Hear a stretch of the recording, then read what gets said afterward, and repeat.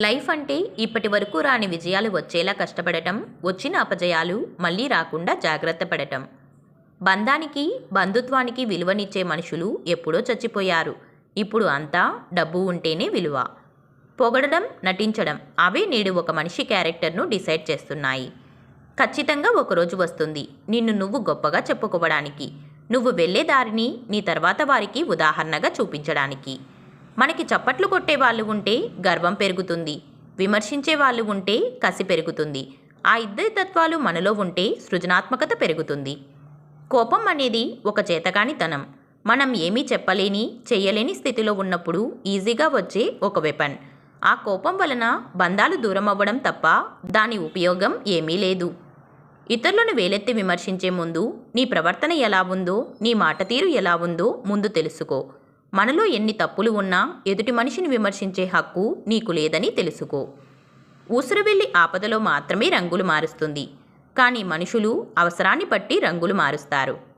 కాలం ఎప్పుడూ ఒకేలా ఉండదు. మనం ఇప్పుడు బాధపడుతూ ఉండొచ్చు, కానీ మనం బాధ పెట్టకపోయినా సరే మనల్ని బాధపెట్టిన వారు బాధపడే రోజు ఖచ్చితంగా వస్తుంది. మనిషి బంగారంలో ఉంటే సరిపోదు, మనసు బంగారంలా ఉండాలి. బంగారం విలువ దాని క్యారెట్లను బట్టి, మనిషి విలువ తన క్యారెక్టర్ని బట్టి ఉంటుంది. రెక్కలు తొడిగిన పక్షికి గాల్లో ఎగరమని, స్వంతంగా కష్టపడే మనిషికి ప్రపంచంలో ఎదగమని చెప్పాల్సిన పని లేదు, దూసుకుపోతారంతే. నువ్వు వృధా చేసే ప్రతి నిమిషం భవిష్యత్తులో నీ అదృష్టాన్ని తారుమారు చేస్తుంది. పట్టుకున్నంత వరకు, తట్టుకున్నంత వరకే బాధైనా ఏదైనా. ఒక్కసారి వదిలేసి చూడు, నిన్ను ఏదీ ఎఫెక్ట్ చేయలేదు.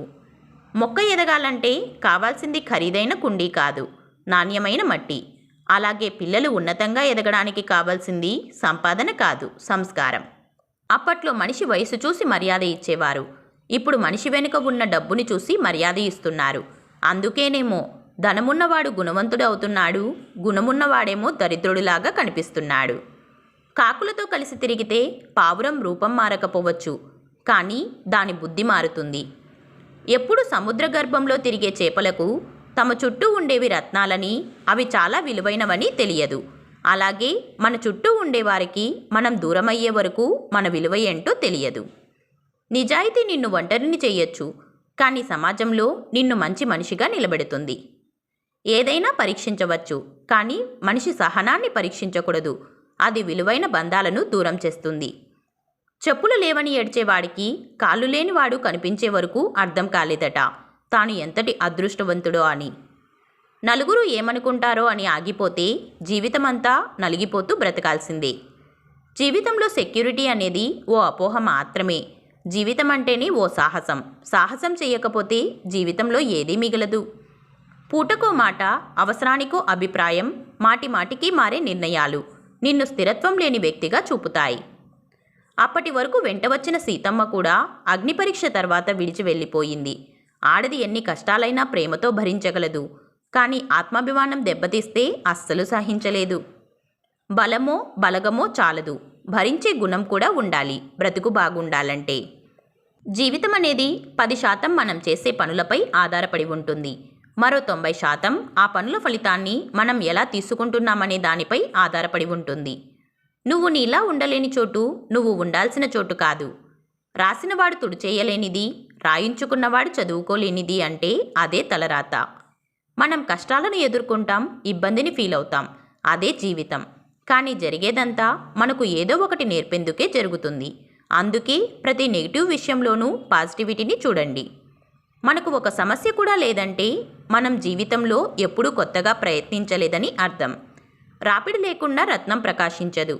అలాగే కష్టాలకు తట్టుకోలేని మనిషి విజయాన్ని సాధించలేడు. ఈ సొసైటీలో అందరూ మట్టిని మట్టిలా చూస్తే కేవలం రైతు మాత్రమే మట్టిని బంగారంలా చూస్తాడు, బంగారం పండిస్తాడు.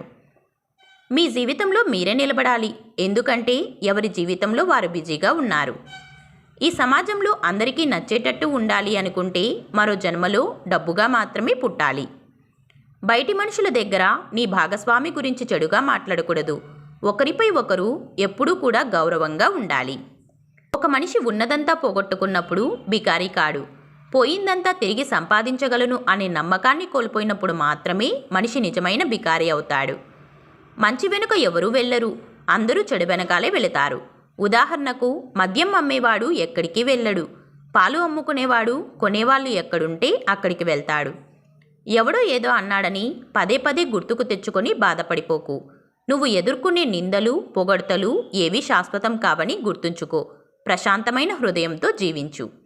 నీ వల్ల కాదు అన్న వాళ్ళకి నిన్ను అంచనా వేయటం ఎవరితరం కాదని నీ గెలుపుతో నిరూపించు. నిన్ను ఎవరైతే అర్థం చేసుకుంటారో వాళ్ళని ఈ జన్మలో వదులుకోకండి.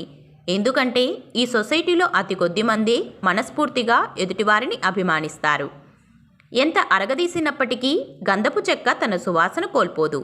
అలాగే ఎన్ని అవరోధాలు ఎదురైనప్పటికీ ధీరుడు తన ఆత్మవిశ్వాసాన్ని కోల్పోడు. నిజాయితీ లేని రిలేషన్స్కి బజారులో దొరికే వస్తువులకి పెద్దగా తేడా ఏం లేదు. రెండూ అవసరానికి వాడుకోవడం లాంటివే. ఈ వీడియో మీకు నచ్చితే please like, share and subscribe to our channel. అలాగే వీడియోలో మీకు ఏ పాయింట్ నచ్చిందో తప్పకుండా కామెంట్ చేయండి. Thank you.